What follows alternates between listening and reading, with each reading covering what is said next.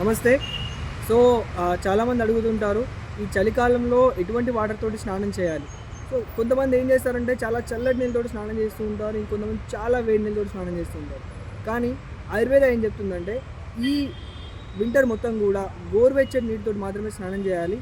ఎందుకనంటే cold and dryness అంటే వాతం పెరగడం వల్ల చాలా చలి మరియు పొడిదనం వాతావరణంలో ఉంటుంది. అది మన బాడీకి కూడా అదే గుణాలను ఇస్తుంది. అదేవిధంగా కఫం వల్ల హెవీనెస్ అండ్ కంజెషన్ అంటే మన చాలామందికి జలుబు కావడము, అట్లనే బాడీలో కూడా కఫం అనేది పెరిగిపోవడం లాంటివి జరుగుతుంది. సో, ఇందువల్ల కేవలం గోరువెచ్చని నీళ్ళతోటి మాత్రమే స్నానం చేయాలి అని చెప్పేసి ఆయుర్వేదం చాలా క్లియర్గా చెప్తుంది. సో, మనమందరం కూడా చల్లటి నీళ్ళు లేదా చాలా వేడి నీళ్ళు కాకుండా ఈ వింటర్ మొత్తం కూడా కోల్డ్ వేవ్ కూడా తెలంగాణ అండ్ ఆంధ్రలో వచ్చింది కాబట్టి వామ్ లేదా లూక్ వామ్ అంటే వెచ్చని లేదా గోరువెచ్చని నీటికి మాత్రమే స్నానం చేయాలి వింటర్ మొత్తం. Thank you.